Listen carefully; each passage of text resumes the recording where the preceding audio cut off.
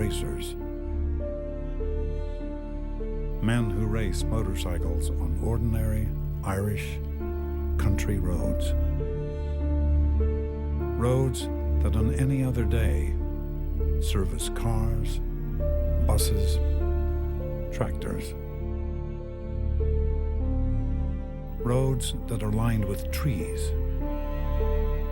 lampposts, stone walls. Unforgiving obstacles when struck by the human body. Road racers compete against each other and against the road itself.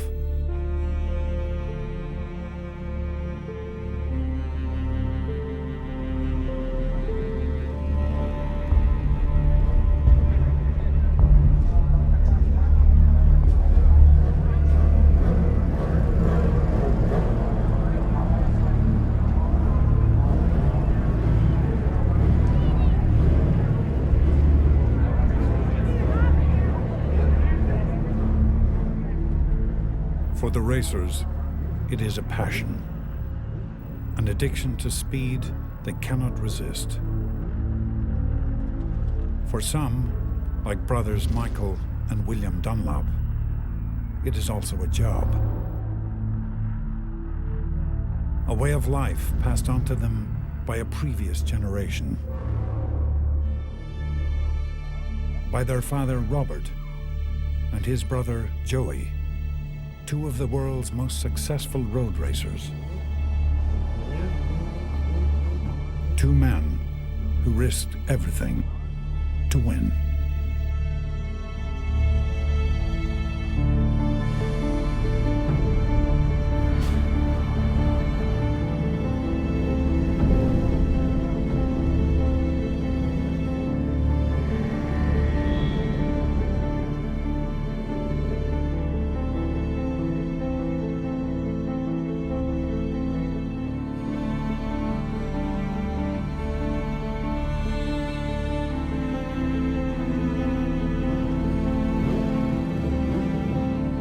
This is the story of two sets of brothers, two generations of one family, united by success, united by loss on the roads.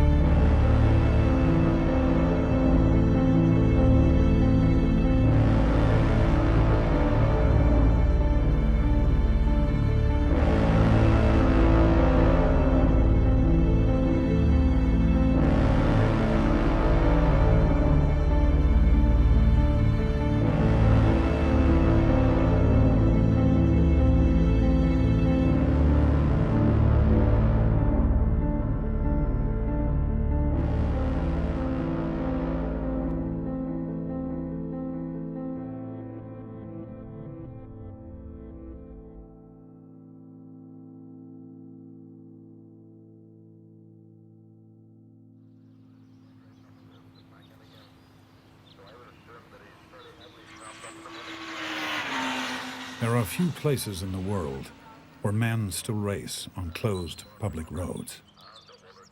Ireland and the Isle of Man are two of them. They are the home and heart of road racing.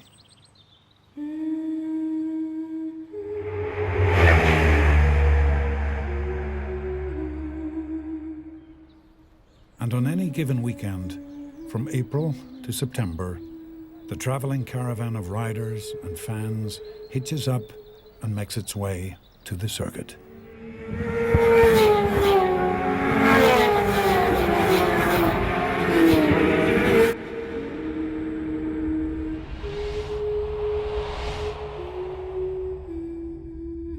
It's very much part of our kind of rural heritage. The races happen in the countryside, the roads that we drive on every day. It's very much part of the fabric of our normal everyday lives, that at some point we tie up a few straw bales and put up a couple of speakers and draw a few lines in the road and we're racing.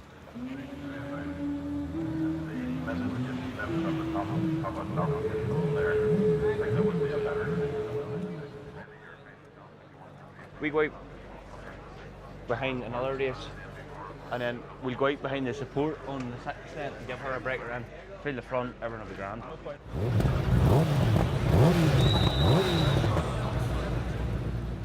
If motorcycle racing was not at all dangerous, I suspect that most of them would not do it.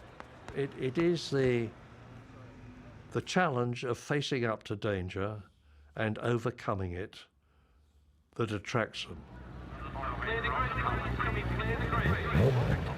And if it's doing something, try and work around it. Aye, can you change the front a wee bit? She's a bit harsh. They're getting some sort of enormous spiritual satisfaction out of controlling an enormously powerful bit of machinery on the knife edge between safety and disaster.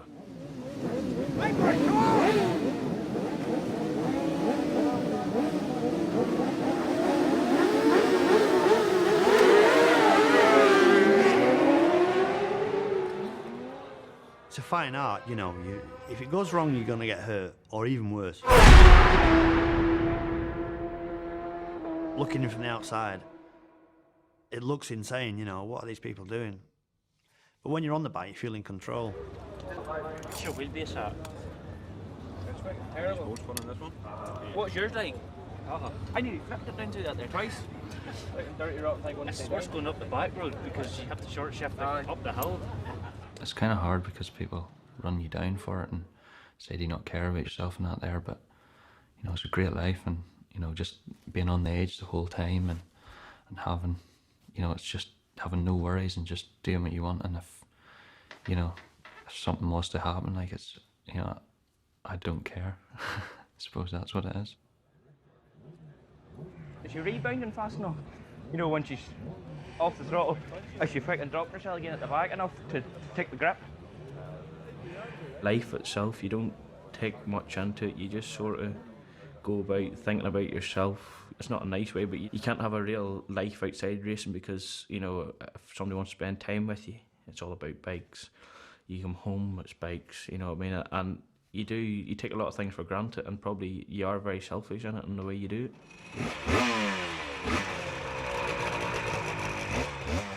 You can make road racing safer, but you can never, ever make it safe, because what the riders call the furniture, the hedges, the curbs, the telegraph poles, the lamp posts, the stone walls, those things cannot be removed. They have to be able to blot all of that out and have consummate belief in their own ability, but also in some kind of luck that'll carry them through, because every aspect of road racing requires luck. There's no clutch on her. Everything is there. You're so close to the action. You're so part of what is going on. Fire there, fire. The clutch is going to be really, really short now. Pull her on. Pull it. You can feel the heat of the exhaust, the heat of the engine, the noise, obviously, the smell. Everything is just alive. Will you watch the front? Get her off the line, you don't need her.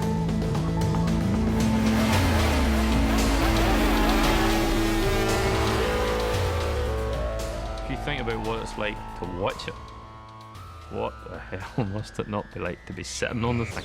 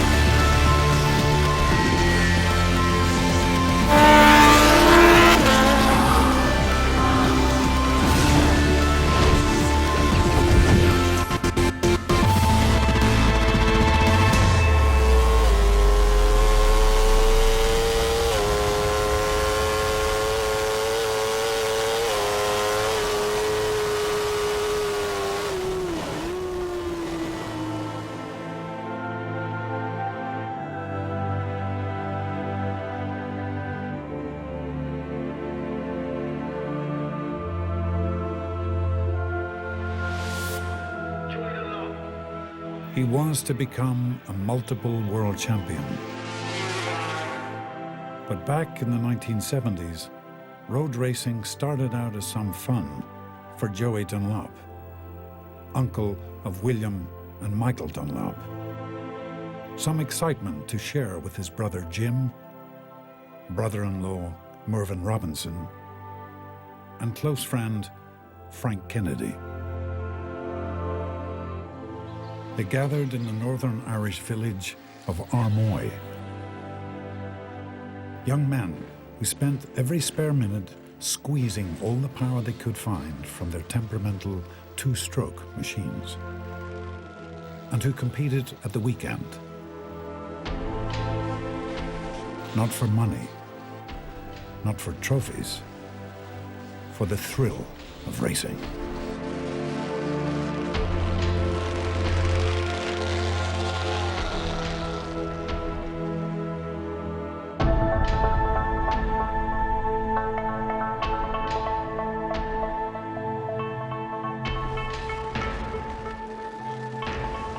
Setting up two-stroke machinery was extremely delicate to get them going the quickest, and there was nobody better than the Dunlops at doing that.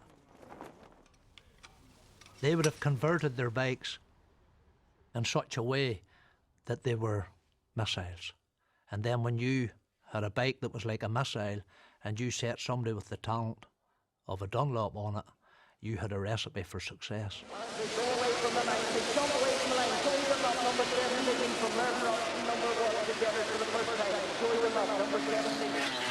Over time, these young men developed their skills, and Mervyn Robinson and Joey Dunlop emerged as highly talented riders.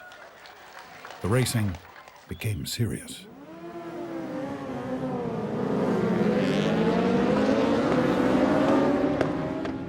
It looks like it's coming over crashing again. No, it looks like it's coming in like. Soaking. Soaking. But we're living the dream. It's wet, like, but it's going to dry up. Is it worth a gamble, like? Yeah. Put it up onto the rack.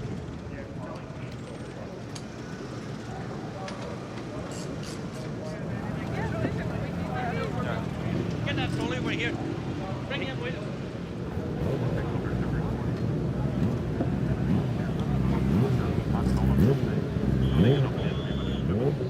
Bypasses M1 click to give it a wee bit more stability, just.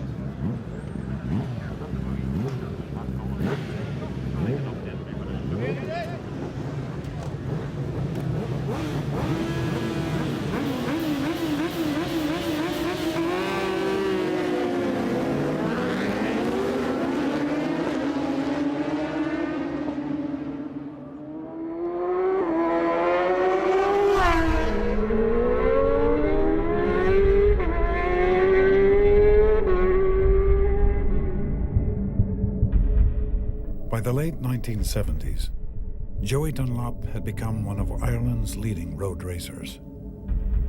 But the harsh realities of the sport were about to hit home. At the 1979 Northwest 200, a major race near his village that attracts over 100,000 spectators every year, a high-speed crash cost Frank Kennedy his life. 2 other riders died that same day, and the tragedies kept coming. At the following year's Northwest 200, Mervyn Robinson was killed. Joey had lost his closest friend. His little sister had lost her husband. For the first time, he began to question his future in the sport. I've thought a lot about it. That's why I'm going to stay back home for a wee while. See how things goes. I just don't know yet what to do. Difficult question. I'm just undecided yet. I don't know just.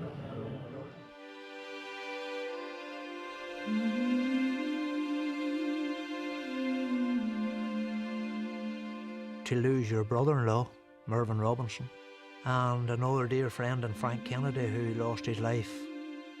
You know, they were part of growing up for Joey. They were gutted, but they kept going.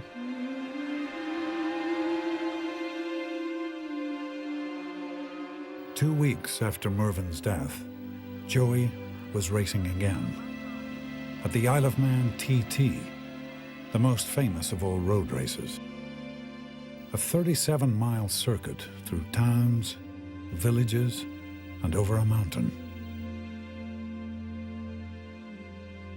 A circuit that had already claimed 126 lives, but on which Joey was to claim victory. Did you realise you were on lap record braking performances for the last 2 laps? No, I didn't know. If I knew I was, maybe I'd just load up. For Joey Dunlop, thoughts of retirement were gone. For Joey, who was the central figure at that time, it was just starting to come together. I'm going away. You know, he's packing his case to go to race in England. It was a clear fork in the road, and here was this big opportunity. There's no question that it's part of the thing of facing down the dangers and facing down the real risks that you know can happen. They resort to the last line of defence. It will not happen to me. In the following years, Joey established himself as one of the world's top road racers. He turned professional, riding for the Japanese Honda team. And he became a world champion 5 times in a row.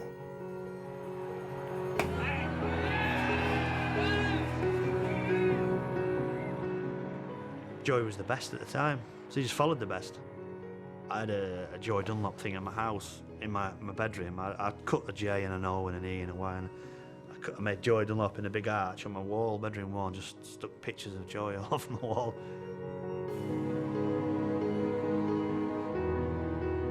You know, you see the pictures of him, he'd have the bike laid on the floor, do a lot of his own work and his own spanner in, and you didn't have him down as the competitive racer, you know, he just looked like a, I don't know, van driver or something. He was just this ordinary wee man who came from the same place that we came from. To have one of our own then go out and do the things that he did, take on the world and beat them, there was a great pride in that. He didn't like to boast, and he didn't really like people complimenting him that much. One might almost say it was very factual. Black is black and white is white. I don't think there's really aimed at it. It goes to road races just to make money at the minute. I don't think they would take that chance. He just didn't like doing interviews, he didn't like doing any press things at all. It just wasn't for him. He just wanted to just ride a bike and just be it.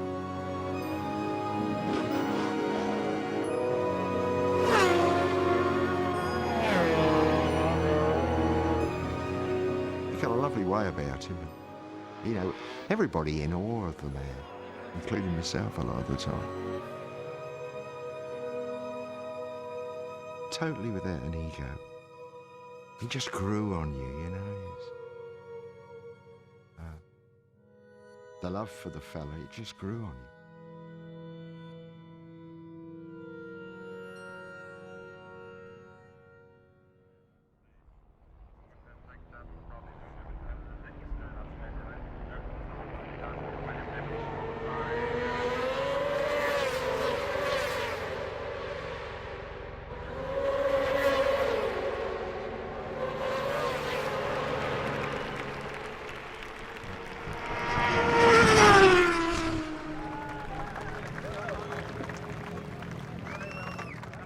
Say the Northwest 200 wouldn't be the Northwest without the very special motorcycle road racing name of Dunlop, and you must be very proud to continue that family tradition today. Yeah, I know. It's nice to get the one. That's big thanks to all the team.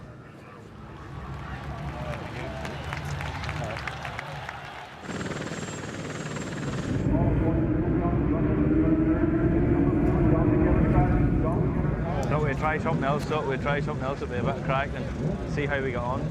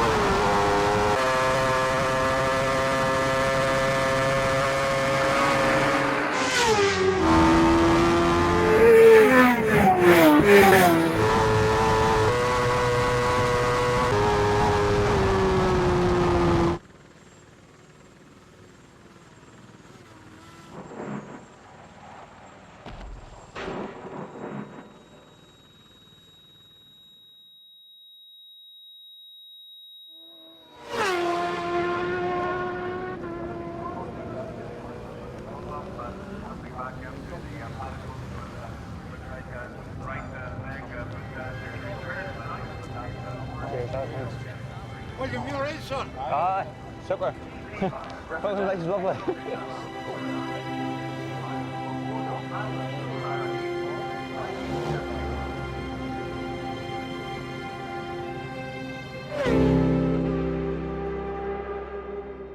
While Joey Dunlop was becoming an international road racing star, nowhere was his influence greater than back home. Robert, the youngest boy in the Dunlop family, had decided to take his first tentative steps in the sport. A young man inspired by his big brother. He was sitting on a pile of coal in Joey's shed in Armoy. You had to climb over the coal to get to the workshop. And Robert was sitting on the coal watching Joey prepare this motorbike. He was making it for, I think, Robert to ride. And he said that Robert was going to be a top-class racer one day. Have you had many tips from the big brother? Oh, plenty. I think Robert just loved the whole publicity part of it. He loved the limelight and he's outgoing, so he really liked to talk. So Robert was a lot different from Joey in that he really enjoyed all of that. Robert was a young Jack the lad, raced bikes for fun, never thought he would be a professional, got a great buzz, was generally dependent on hand-me-downs from big brother Joey. I was very busy, yes. We broke a screen with flying tyres. Flying tyres broke the screen. When he was being interviewed, he would have come across as being maybe too cocky for his own good, but it was a front.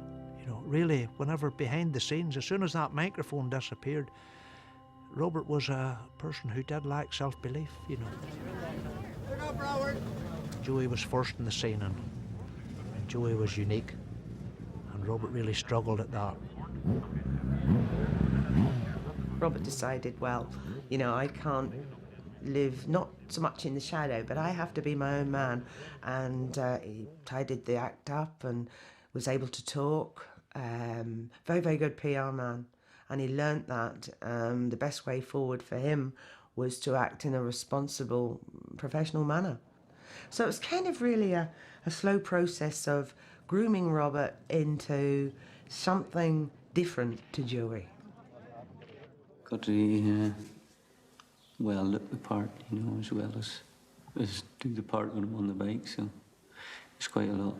It's quite a lot different now. It's not as funny anymore. Not as good a should I say crack.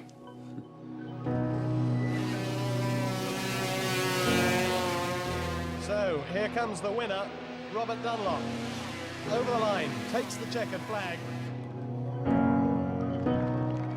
Despite the pressures of racing, Robert enjoyed great success. He became a professional, equally at home in road races like the TT and on short circuits in England, where he became a British champion. I think I'd stick to the motorbike racing, boys. He was a racer in his prime.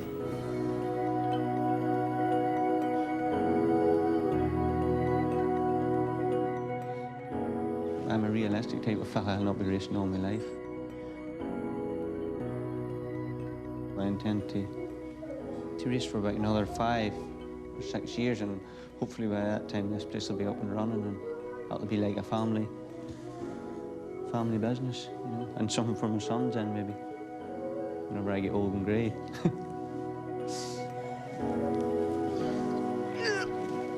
You're getting a big boy for Dad to your left.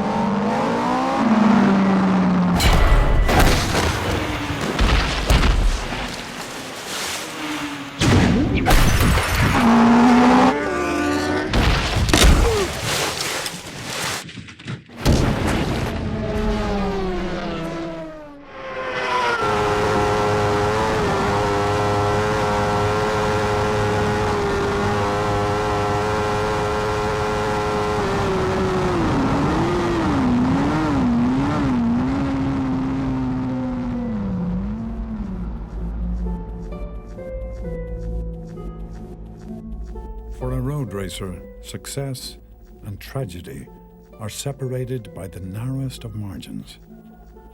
Danger is ever present.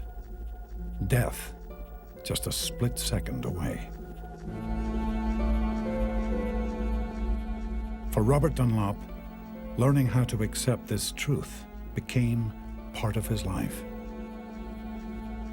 At the beginning of a road race, I would think more about God, whereas at short circuit racing I wouldn't be as conscious about the fact that, you know, you could, well, something could happen to you very serious, you know, whereas in road circuits I do, and I get more nervous and more itchy, you know.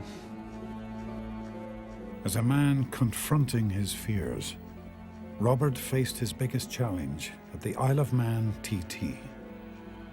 2 weeks every summer that are the high point of a road racer's season.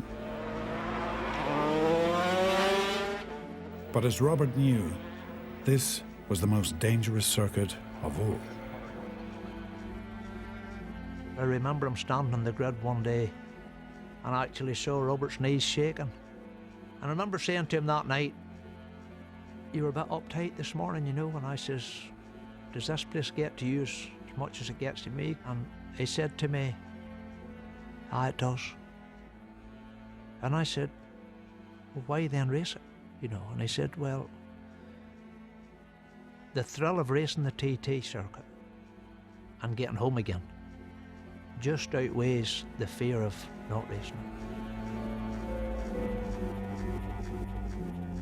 In May 1994, Robert returned to the Isle of Man TT, as he did every year. Again, he was one of the favourites to win. But as he set off in his first race of the week, everything was about to change.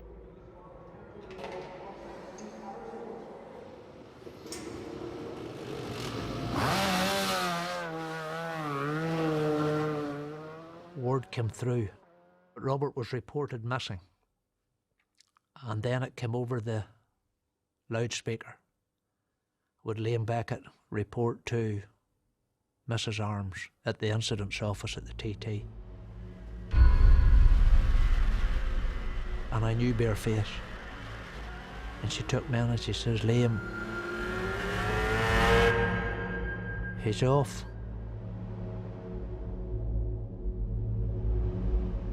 And it's serious.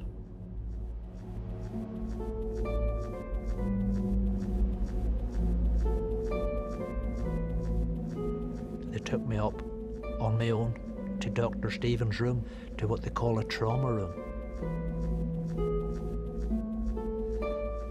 And he just says to me, "Liam, we have a very, very serious Robert.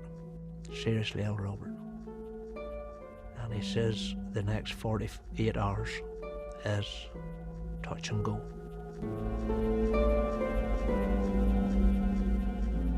Robert was lying on his leathers and they have the oxygen on him, and I've never seen as much blood in my life around the floor. And it was thick, thick blood. It always reminded me of mercury. It was like mercury.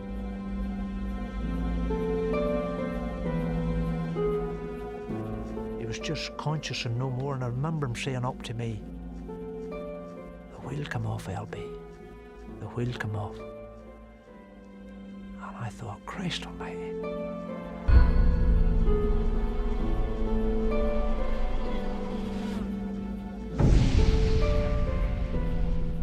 It's common knowledge now the rear wheel had broke up. It was a defective rear wheel and that's what had caused it. It flew apart rather than come off. And he had crashed down into a very thick stone wall. And the right hand side was all mangled. His arm and his leg, and he said we started to work on his arm. We very quickly had to switch attention to his leg, which started to turn black and looked like amputation. And he said, "We may get him up and walking again if he pulls through this, but he will never race a motorbike again."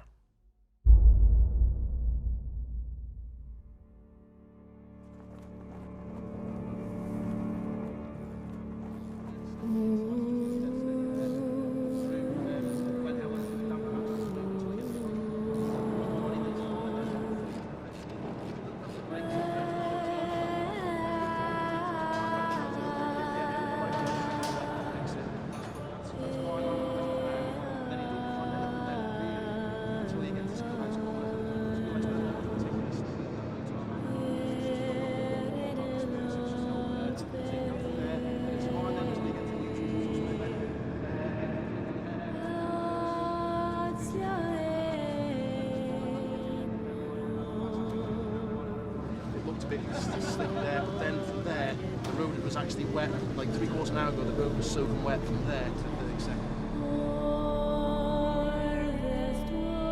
Travelling at speeds approaching 200 miles per hour, a racer's trust in his machine must be absolute, unbreakable.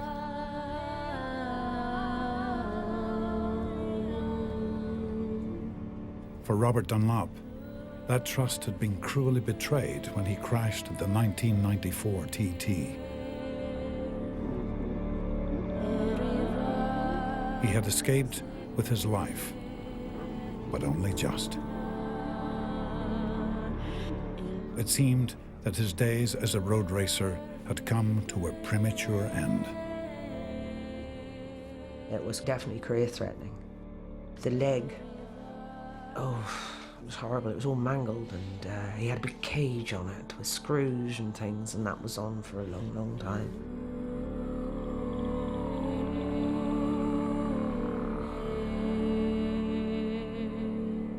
But the arm was where the real problem was, because it was complete nerve damage, and Robert had a dropped wrist completely. There was no movement in it whatsoever. So Robert could neither walk nor pick anything up, and because they were completely severed, the chances of those nerves regrowing were nil. You know, they'd been completely destroyed. What was going to happen? I mean, his injuries were horrendous. His business was motorcycle racing, and it, with the accident and everything else, that was all knocked on the head. It was basically his earning power was destroyed in an instant.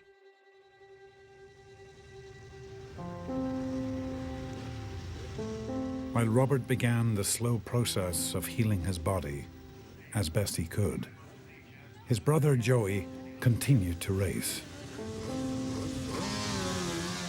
But he was now in his 40s, an older man in a young man's sport.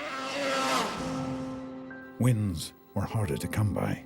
And what a marvellous TT record Joey Dunlop has had over the years, but by his own admission, the last 3 years have been a bit lean. However, third place in this fiercely contested race is no disgrace. It seemed that now Joey was driven by a need to race, rather than a need to win. But talk of his retirement was never far away. When Joey does Aquele quit, that you'll not see the crowds at the TT, because the Aquele go from all over the world to see him racing. And I think it'll not be the same without him. Away from racing, other interests were taking root for Joey. Moved by images of war in Bosnia and conditions in Romanian orphanages, between each racing season, he filled his van with food and set off on a 4,000-mile round trip across Europe, always eating and sleeping in his van, and always traveling alone. If there was ever a point when I think back that we were feeling down, it was the period before Joey Dunlop arrived. And when we opened that van and I saw, little boxes, every box had a message. Everyone could benefit from what was in that. So that van was, that was a gold mine. He just wasn't into kind of wanting any photos whatsoever of anything or anybody. And it wasn't an easy place to visit. Probably one of the most difficult places, certainly if you're a father or anyone that's in touch with children, to see children like that. That whole field of humanitarian work brings different people. And I think, people do it for different reasons. And I think he was one of the most genuine. Despite his growing interests outside the sport, despite his age, Joey still sought the excitement of racing, wherever he could.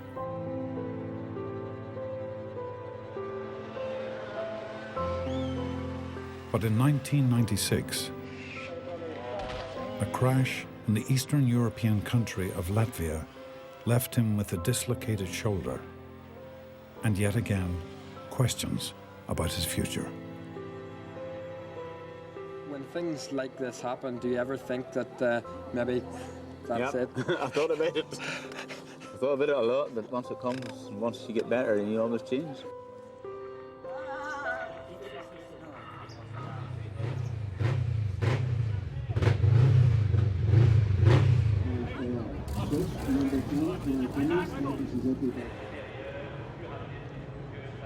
Charlie, you hold. Stay there, I'll come back now in 2 seconds. Excuse me, folks, sorry.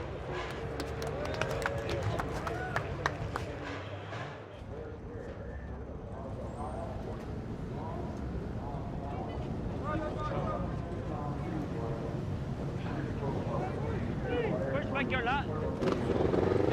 Easy, Tiger. Right, give me that one. How long take there? Oh, boy. That's my car. Whoa!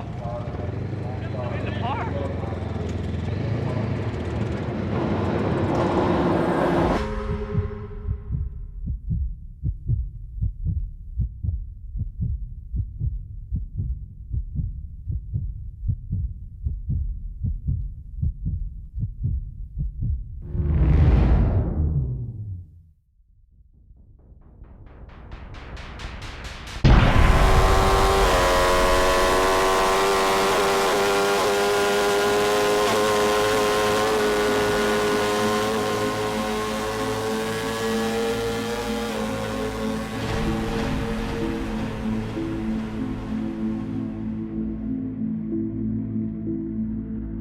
The will to overcome his injuries, to return to road racing, was relentless for Robert Dunlop.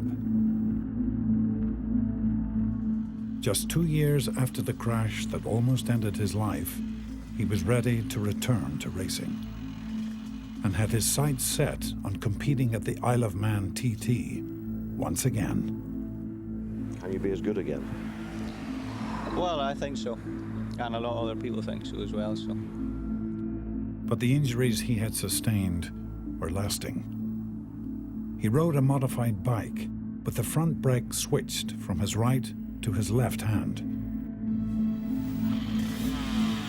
And he raced only lightweight 125cc machines. No longer had he the strength to handle a more powerful motorcycle. Whenever you take all the injuries Robert had, and how he ever came back, and how he ever wanted to come back after that, I don't know. I've thought about it long and hard many a time, and I didn't ask him why, but he just couldn't do without it. But Robert's return was not without controversy. At the Northwest 200, an event he had dominated many times, he was deemed unfit to race, a danger to himself and other riders. I knew Robert, and this evening I called with him, and his dinner was ready. He was eating with the fork in his hand, and then he went to cut a bit of meat, and he swapped them over, and he was cutting the meat with the left hand, and then he swapped back to left, and I was looking at, and I thought, here, hold on a minute, this guy in 3 weeks' time is going to be taken off in the Northwest along with 30 other guys, and he can't even cut a bit of meat with his right hand. So I said nothing. I went home and I had to think about it. And one morning I wakened up about 6:30 in the morning. I said, Robert's not riding. But Robert was determined that his injuries would not curtail his career. 2 years later, in 1998, his ban was finally overturned, and he was back at the Northwest 200. Look at that, Robert Dunlop for the third row. He is absolutely on a mission this weekend. But within minutes, Robert was confronted, once again, by the cruel reality of road racing.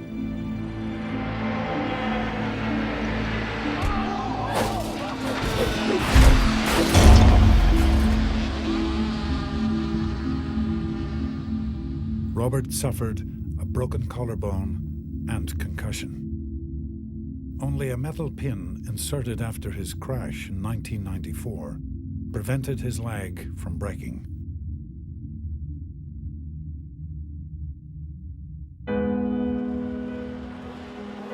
But despite his injuries, old and new, 2 weeks later, Robert was back at the Isle of Man TT and back on the winner's podium.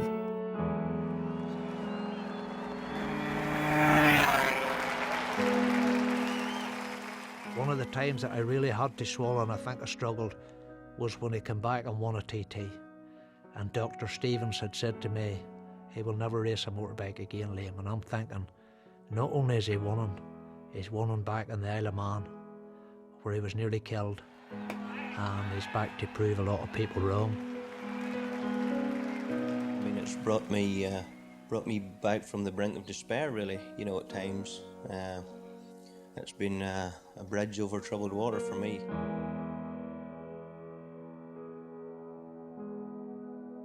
No one I've ever met in racing, I've ever come across, was as tough, as hard as Robert Dunlop. You know, he had a huge mountain to climb, especially given his stature. You know, this wee tiny man, but he had this enormous ability to face down pain. Fantastic performance, incredible performance. You know, he went up onto the stage, the prize given. He just turned around and fired a crutch out into the crowd. He didn't need it anymore.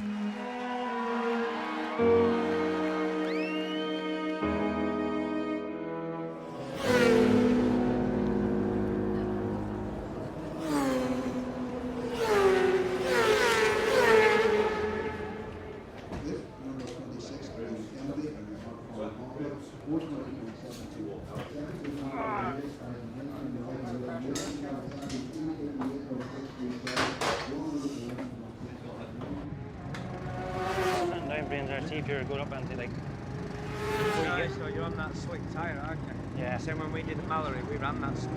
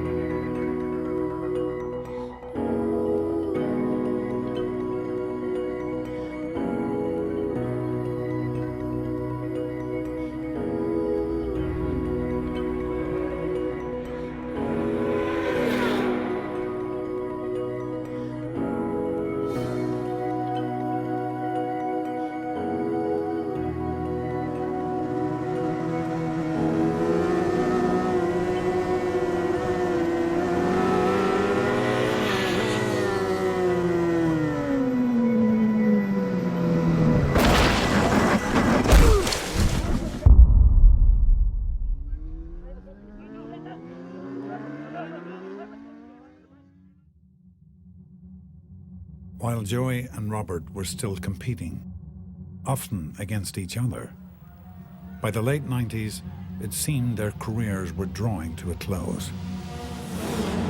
Joey was in his late 40s and had been racing for almost 30 years. Robert was 8 years younger, though seriously impaired by his many injuries. But in May 2000, they returned to the Isle of Man TT once again, as fellow competitors and as brothers working together. Joey was going to have one good go at the TT, and it was back to fitness, although a bit older. Robert maintained that he would go with Joey, and there would be just him and Joey, and Joey was going to race. I'm not sure if Robert offered his service or if my dad asked him, but they came together anyway, and Robert done what he done best, besides racing, was turn into manager for a couple of months. And they're ready for Joey Dunlop in the pit. There's brother Robert. I hadn't seen Robert in that sort of role before. Almost a managerial role at times, I felt. And yeah, he was looking out for his brother, wanted him to have the best possible chance of winning that race. Now the team have practiced this, they've rehearsed their pit stops. They want this to go absolutely smoothly. It's been 10 years since he had won a big bike race at the TT. Nobody gave him a snowball's chance in hell. We went that morning just as normal, and so you didn't talk to him beforehand, you just stayed away from him, gave him his own space, and we got up onto the grandstand and they started off. And just from the very first lap, there was just, you were really going for it. Joey Dunlop still the race leader, still producing another incredible performance. That day, you knew that you were witnessing something really special. John McGuinness here, chasing Joey Dunlop, who's done 18 minutes and 39 seconds.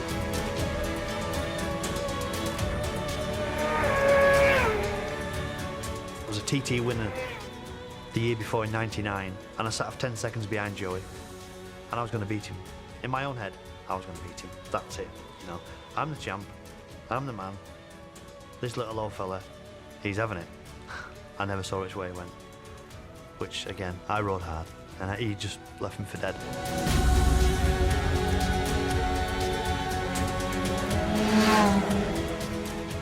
Everything just seemed to be so relaxed, and you could tell instantly that it was a swan song as much as it was going to be the final year. They've been clapping him all the way down the mountain. They're on their feet in the grandstands at the start-finish line here at the TT headquarters as Joey Dunlop wins.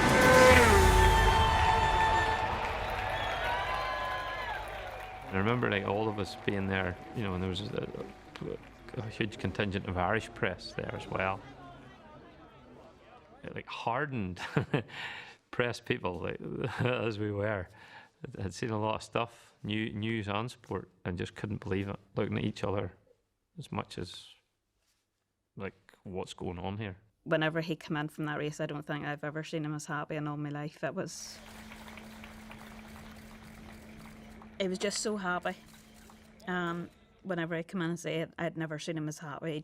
He wanted that one race, and he got it.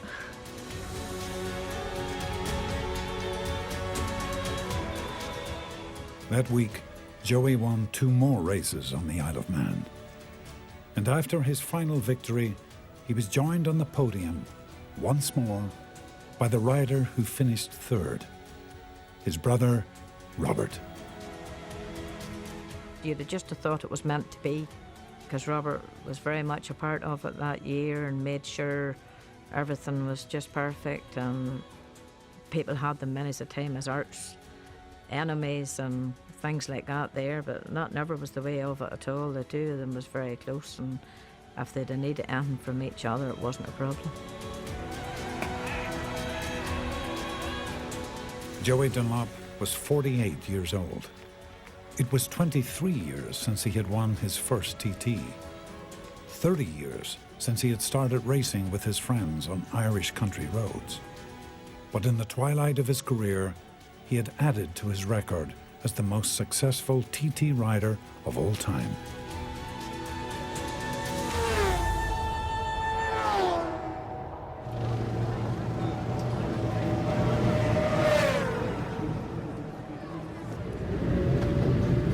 And your race winner of the early Supersport race, number 6, Liam Dunlop.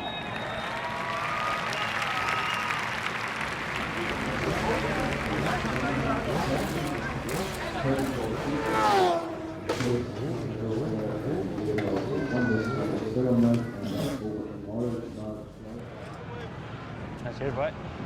I ran down the pack a bit and I just kept, you know, trying to plug away, and then just took the front a wee bit too much, but nothing serious. It was a stupid error on my half. It was only my half only. That's the way it goes, but we'll make amends. Right, lads, let's go.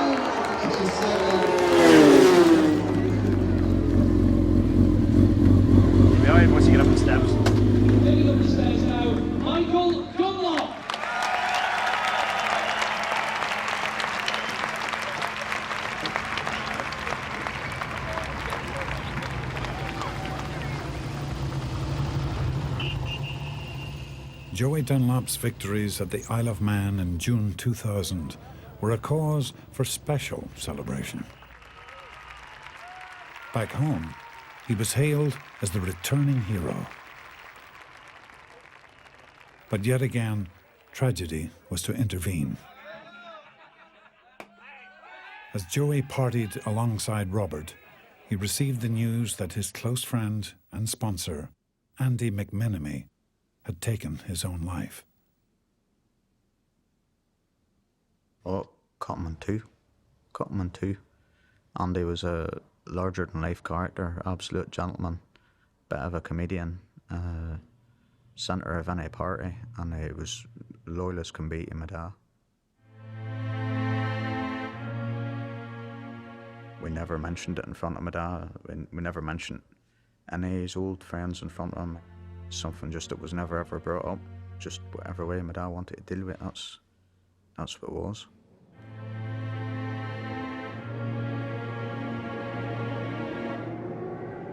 To escape, to retreat from the highs and lows of the previous weeks, Joey did what he had done many times before. He went racing. He set off on his own to compete in a minor race in Estonia in Eastern Europe.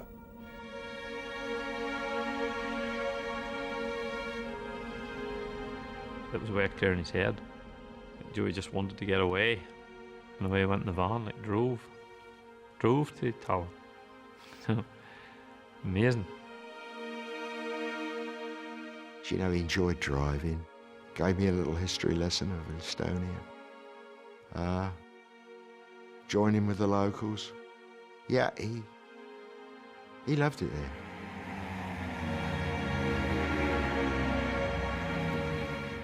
Quite demanding in places. It's 4 kilometres long, tree-lined virtually all the way around, apart from the seafront section, and heavily wooded.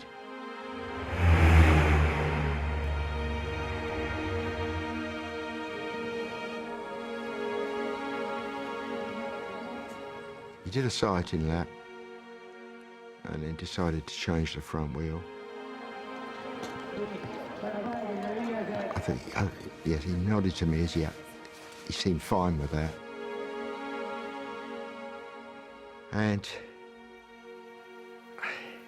it suddenly started to rain.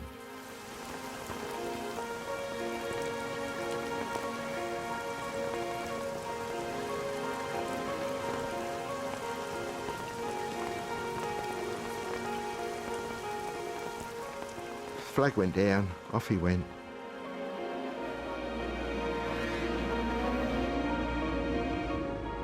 Beginning of that second lap, it really was quite a downpour.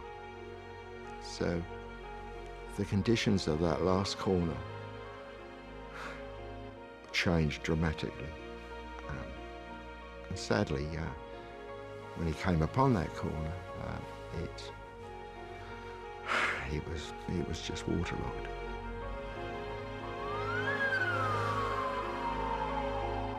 I went up to the start and finish area, the clerk of the course there was standing there.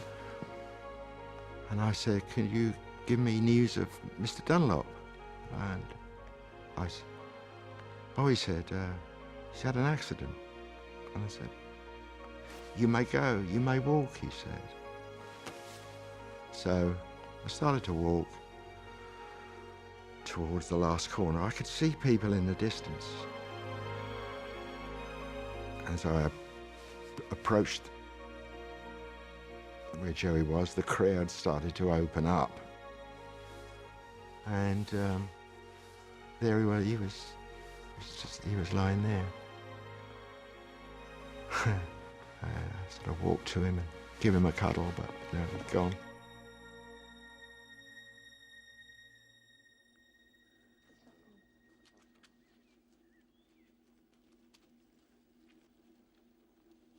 It is really hard to understand, but he just made a mistake. The tree that he hit was right beside the road. And you just looked at it all those years, all those 31 seasons of racing, all, you know, not just all the races that were won, all those practice sessions, all those official practice sessions, all those times of throwing your leg over that bike, going out there and doing it over and over and over again, thousands upon thousands of times, one split second.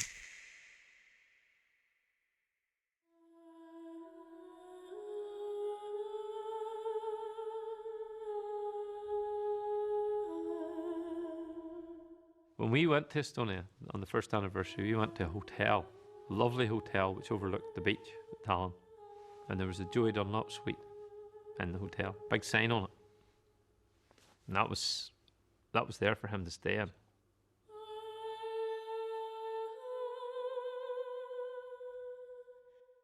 The last night that he spent on Earth, he slept across the front seats of the van. Sorry.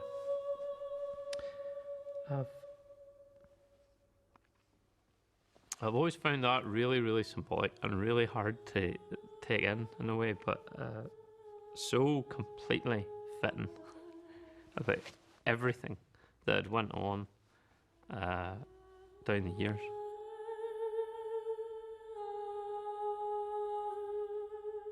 You know, there was this plush hotel suite that was ignored. Things were just done in that kind of old-fashioned way. So much was achieved, 5 world titles and all those things, but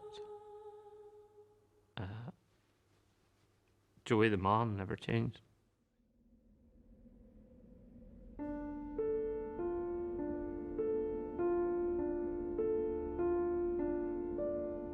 In even the most dangerous of motorsports, where the possibility of tragedy is always close and often likely, the death of Joey Dunlop still came as a shock. Back in Ireland, the impact was searing and profound.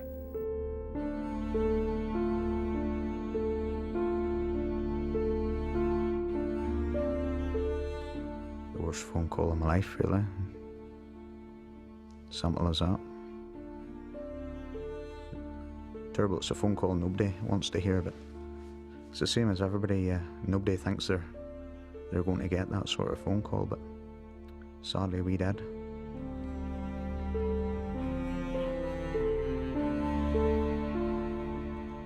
None of us could believe it, because you never, by that stage, you would have thought, oh, Robert's still taking chances, you worry about him, but Joey's at this stage in his career that he doesn't care if he wins or not, so you know he's not going to take a chance.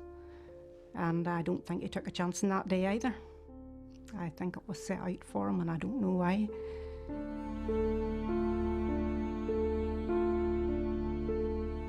I think it threw a whole lot of people whenever Joey was killed, because they didn't think that it would ever happen to Joey. It was an awful thing, and having to tell your man that.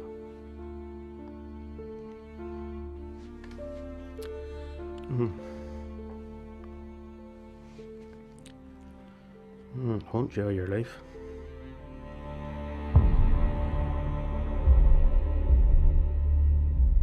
I knew whenever I went in and down the kitchen and saw Helen and Linda, they were all there, and I knew to look at their face.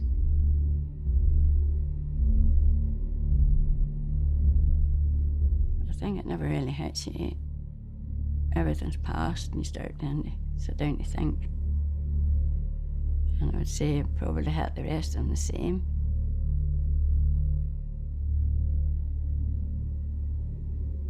After Joey was killed, you know, that sort of put it into your mind.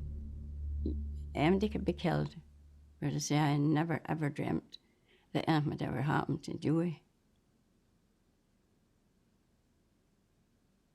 I just couldn't believe it. I still can't. It's a cruel sport.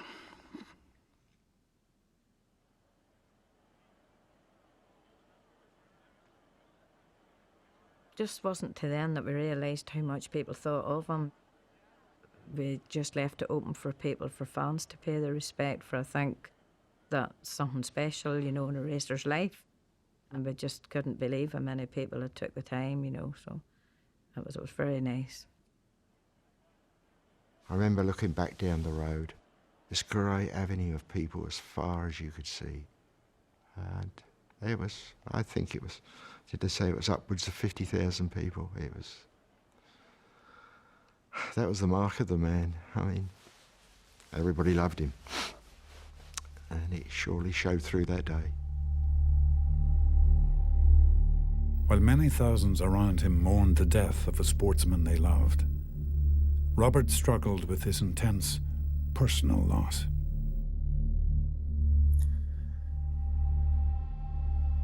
That's all it's hard to talk about burying your brother. He broke down completely and cried the like I've never seen him cry. And he was completely and totally distraught. Joey was Robert's idol, and Robert was Joey's biggest fan. And that time that happened, I just reckoned there and then there's absolutely no way Robert will race again.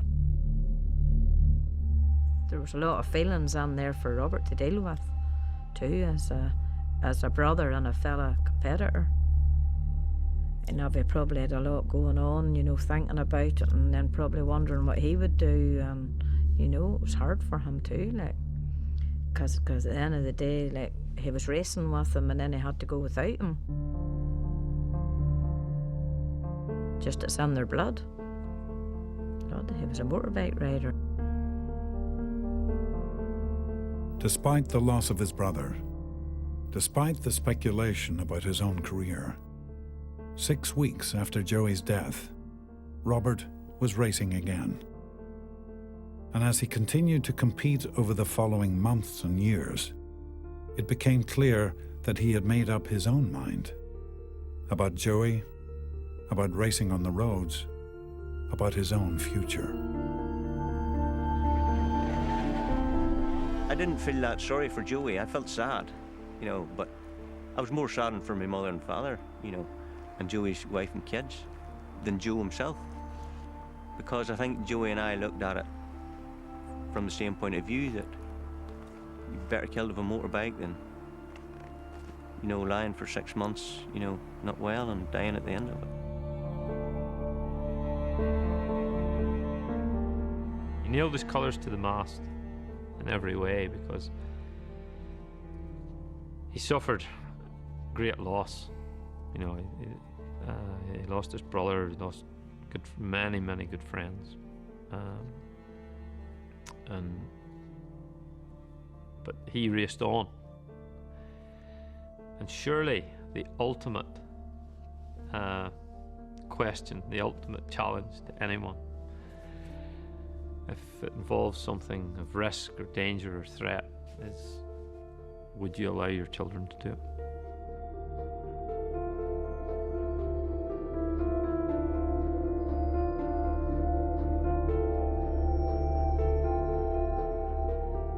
By 2004, 2 of Robert's 3 children, William and Michael, had become road racers.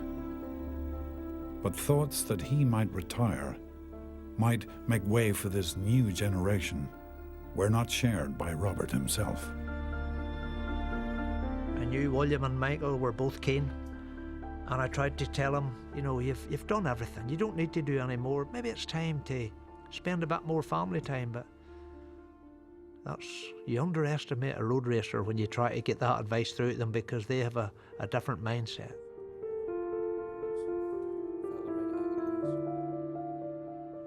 Want to be first. Don't want to be second or third. There's only one place. Yeah. That's first. Second's the first loser.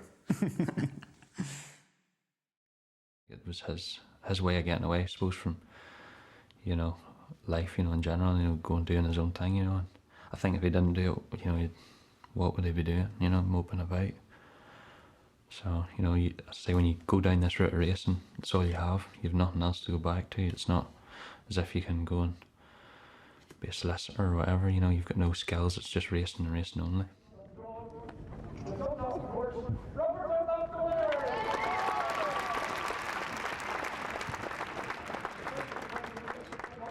He wasn't content, like a lot of dads would be, to follow the children.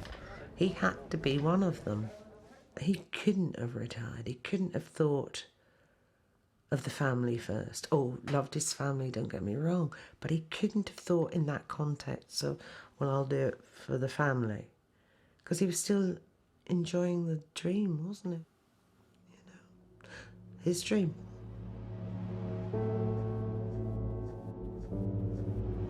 While Robert had continued to race, by the start of the 2008 season, he was 47 years old. It seemed that finally his sons' careers were taking priority over his own. It was the weirdest year, sort of like with my dad, because he just seemed to have no interest. There was something different about him. It was like a weird feeling. No, he was more interested in sort of myself and Michael at that time, and it was getting to the stage where I was more interested in him and saying, you need to go get yourself a bike. So Northwest was coming up, and for some reason when that came up, he was different. He was always under pressure, like it was as if it was the be all and end all. You know, that season seemed to be different to any other at the start. Like it was weird. Like. I think my best chances in the 125 class, for sure, riding the 250 as well. But I think the son William will probably won that race. So, I think he's got the bike, he's capable of it. Michael's got a good bike too, but I don't think it's as good as William's. So, I mean, he'll be in the fray. But so I hope there's a Dunlop winner on Saturday, and I'm pretty confident there will be. Robert, any chance of a quick word? Everything going okay? Sorry? Is everything going okay for you? Yeah. He's just going out on the 250 now, and obviously there's only a couple of minutes left in the session, so he's not going to get too many laps, so we will let him get out.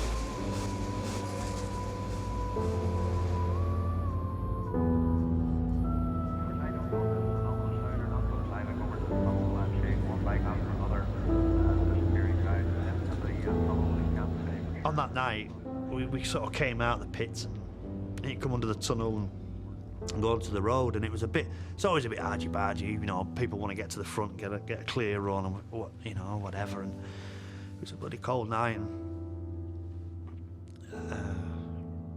it's coming back to me now. Yeah, we sort of come onto the grid, and we'd heard Robert was riding the 250, and I was a bit concerned, to be honest. Obviously there was injuries to his hand. I thought, 250, yeah, he's on a 250, you know. I sort of word got around the paddock, and like Robert just sort of turned around and gave me a wink and smile, and that was my last, you know, my last smile with him, if you like.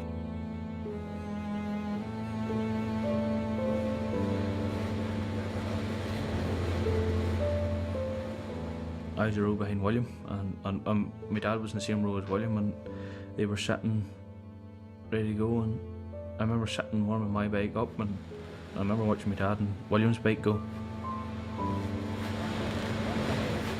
The smoke come out of it wasn't blue smoke, or it was white smoke. It was like a dirty reek off, and Williams was the same.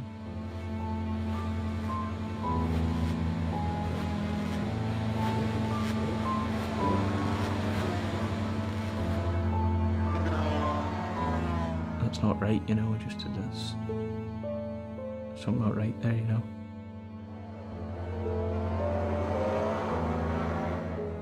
I was just taking it easy, getting heat into the tyres and heat into the bike, and Dad just passed us like I was stopped down the street. The thing was absolutely flying, but I'd seen smoke coming out of it. I tried to catch him, but I couldn't, because it was unbelievable how quick the bike was, and I knew there something wasn't right, you know.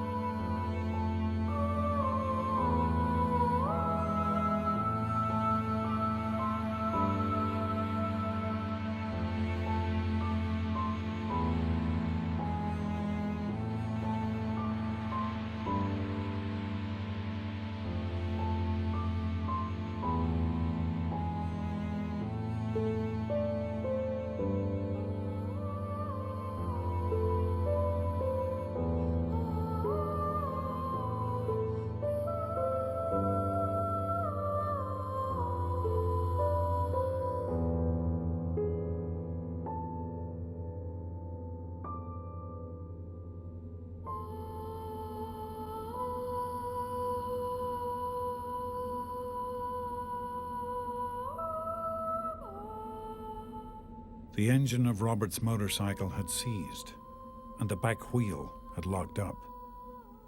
Robert had been thrown from his machine at a speed of 150 miles per hour.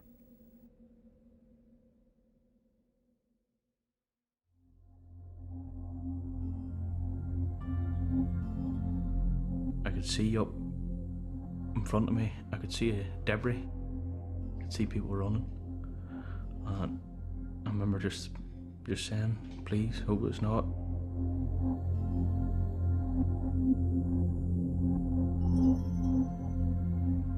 I got down and sat beside him, and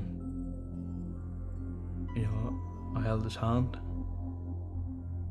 and at that point he had no visor on, and I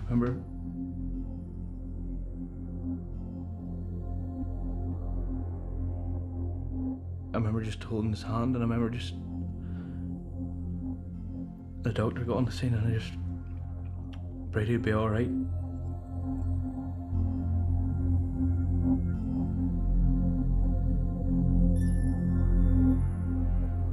You know, one of my friends came over and said, you know, he'd be all right, and just when he said that there, it was just like this feeling that says, no, it's not. For some reason, I don't know what it was weird. And, you know, it was only like about a minute later then that, you know, I got the bad news.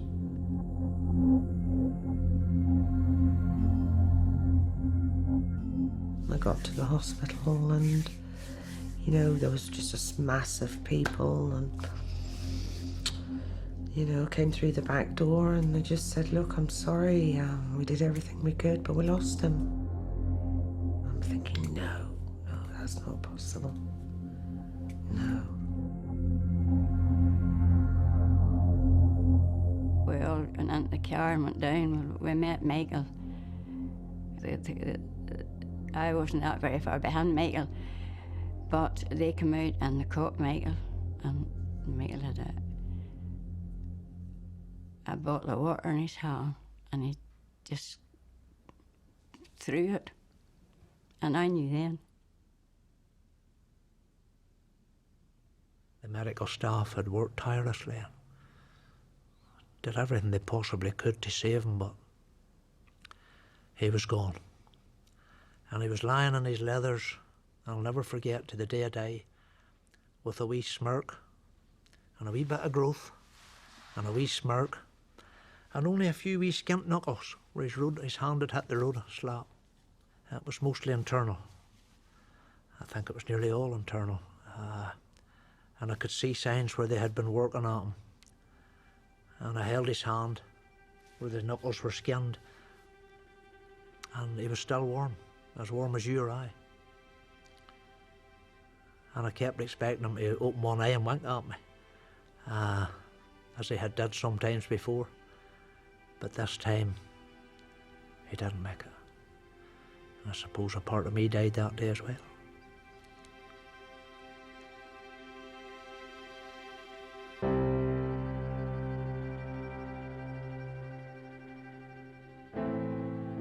You know, it was a racing crash, and it had the tragic consequences that a lot of racing crashes have, and it's that thing that you're always, if only it was some other way, if only I hadn't ridden the 250, but it had the same outcome, the very same outcome as Joey's. There was a crash. When you crash in a road race, it's a lottery, whether you crash at 40 or 140.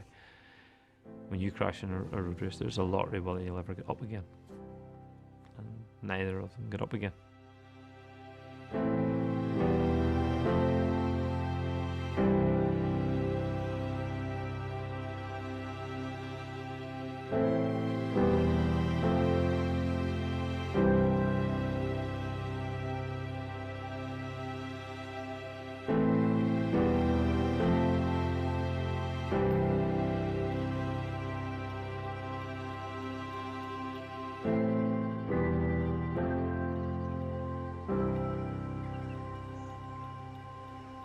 The day after his crash, Robert's body was back at the family home, just a few miles from the circuit where he had been killed. The circuit where racing was to continue the following morning, with or without William and Michael Dunlop.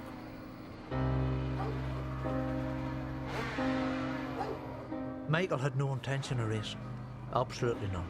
But on the Friday, the main concern was William. He had went into this shell, retired to the garage, and was working at his bikes.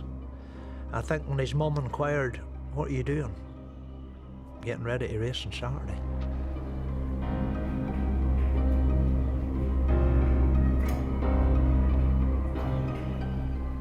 Sat out and spoke to him. It's difficult, because you have a lad who showed his emotion in a different way than I would probably show it. He wasn't very forthcoming, young William. I think I put an arm around him in the garage and gave him a bit of squeeze, and I headed back in, and I thought, no, he won't, you know, it's his way of dealing with this. He wants to keep on working at his bike. He doesn't want to be in the house.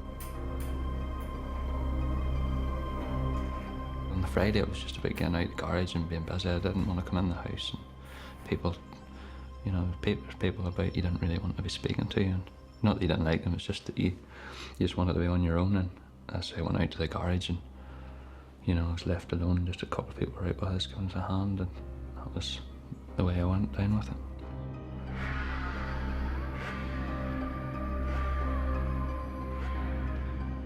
There's a fella that helped the boys out with their bikes. He says, "What do you think of that?" And I says, "What?" And I looked over at the workshop where they worked at the bikes, and the wee van was sitting, wee Ballymena Radiators van that William drove, was sitting backed up to the door. He says, William's working away there on the bike. He says he's racing tomorrow. And I just, you know, just the whole thing, you just knew. I knew it was going to happen. It was a Dunlop thing to do.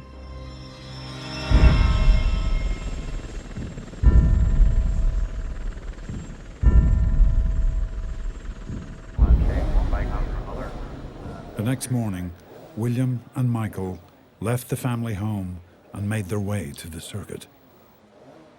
Just 2 days after the death of their father, the day before his funeral, they had decided to race. But it was a decision that did not satisfy the event organisers. They went and had a meeting, you see, so I went to the meeting, and the meeting, there was 3 people said no, and 2 people said he's okay to race. They were saying I wasn't mentally fit to race, or whatever it was, so And as I say, like, just as soon as I left there, that's just when it's sort of hottest. Like, usually you turn to your dad and he would sort it, but there's nothing I could do. Like, it was just like you were being bullied. My fear was that, you know, their dad was killed. It's their whole mind, right? Because my big worry was that they would go out and something would happen, you know. And that was it. And I had talked to the two of them then, but they were adamant they were going to race. As the crowd observed a minute's silence in memory of Robert Dunlop, William returned to his team, determined to take his motorcycle onto the grid and pay his own personal and public tribute to his father. William come down to the line, he's 250, warming up. And it was just pandemonium. William was racing, Michael ran off the grid on the way through into the paddock, and he came out with the bike and the leathers on and came out in the bike. They were banned. With both William and Michael having forced their way onto the grid, and only minutes until the start of the race, they had placed the organisers in an impossible situation. I got the phone call fairly early on. LB, you better get down there quick. They're both away. Couldn't for 1 second think. Not only is William away to race, so's Michael. I remember just sitting on the line and surrounded with people. And the girl they had with them, she was holding an umbrella, and I sat in beside the bike and I got her to hold the umbrella. I'm between me so the cameras and the crew couldn't get at me. And I sat there till the race was ready to go. You know, looking back on it now as well, like, probably shouldn't have done it, like, but at the same time, it was sort of like all I knew.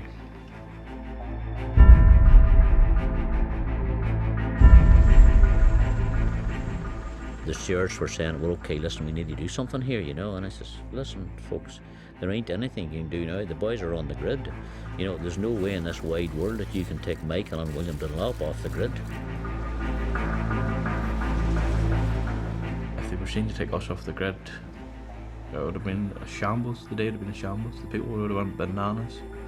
And that was it. They had no option. No option at all. They had to let us go. But for William Dunlop, it was not to be. His desire to pay tribute to his father on the racetrack had come to nothing, thanks to the fickleness of a machine. The responsibility to do so now lay solely with his brother Michael. Just 4 days earlier, Robert had expressed his hope of a Dunlop victory in this race. In his youngest son, that hope was still alive.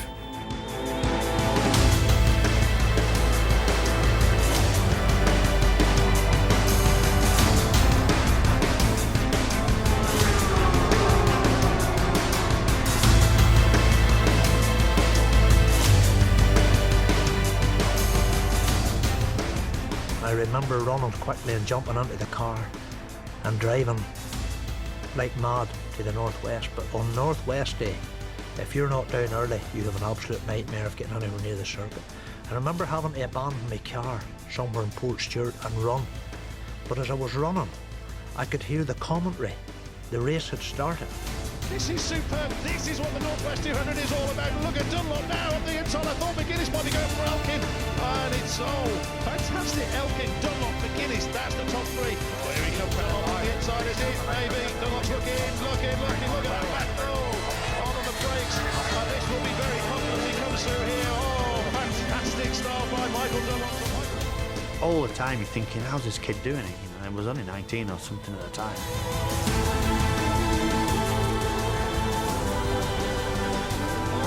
Inside, is it Michael Dunlop? No, he's going to be content. Oh, the race, and as he overshot it, a little bit inside of me maybe thought he was going to win this race at all costs, you know. Sebastian Elkin.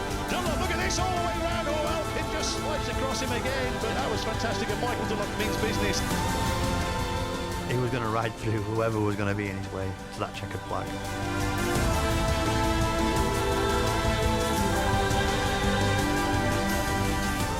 Everybody was on that bike with Michael that day. Thousands of people were sat on that motorbike with Michael, urging him to win. Michael's leading the race, and the crowd's going mad. And I gets to an area where there's no access, and I remember the people, which were 6 deep, right down that hole. They actually physically threw me over the fence to get me over the fence onto the circuit. And suddenly, as I get to the start and finish area, Michael takes the checkered flag.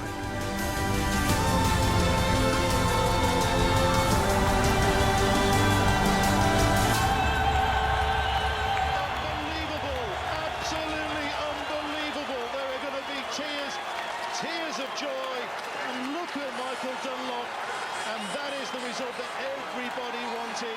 And Michael Dunlop, a last-minute decision to be on the grid perhaps, and fully justified as well. What must be going through that young man's mind?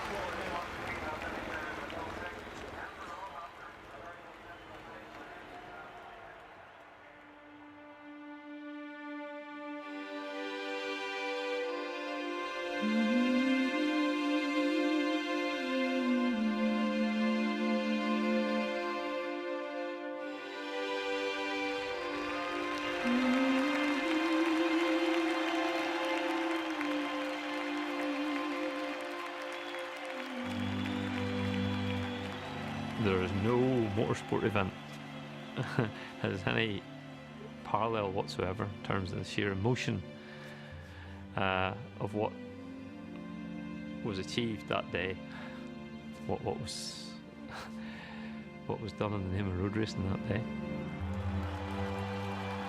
For Michael and William Dunlop, like so many others before them, the pain of loss was relieved by the ecstasy of victory. If only for a moment.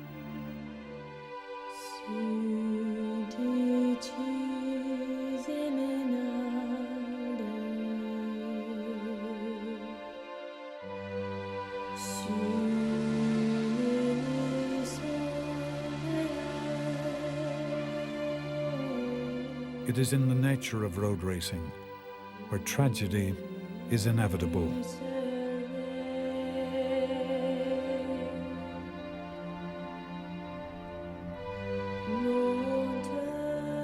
But there is always the possibility,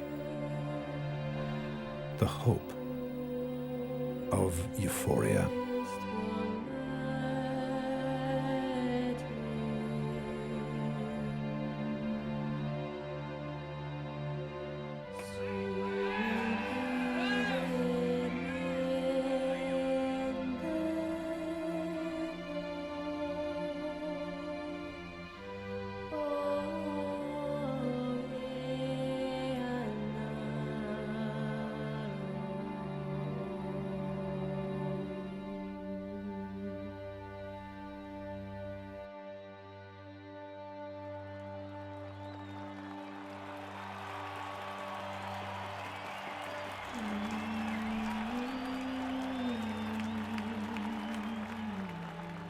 That stamped the Dunlop name and authority back on the world of racing, that win.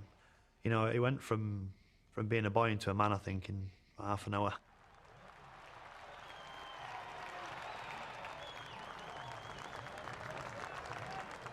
Yeah, it was selfish, very selfish. But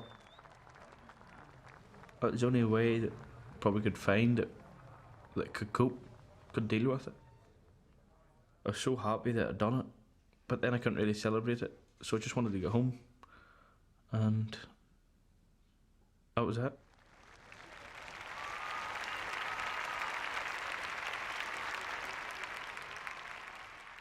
What a fitting tribute to their dad. You know, he would have been proud of that. He was extremely proud of the boys, and he would have been, that would have really put a smile on his face, you know.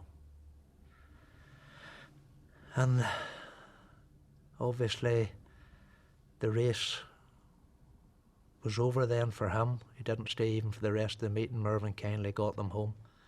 I think they'd proved their point. And then it was back, obviously, to mourn the loss of their father.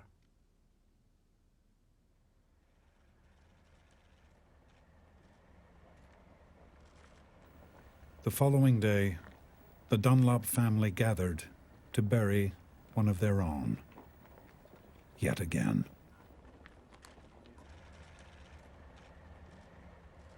Road racing had lost another of its stars, but the Dunlops had lost another brother, another husband, another father, another son. Big thing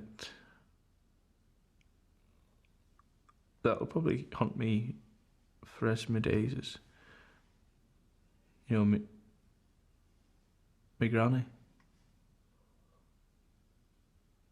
Seeing it, look in that woman's eyes.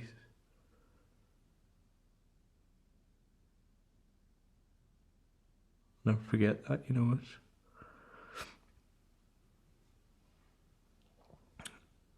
I never felt for somebody as much in my life, you know.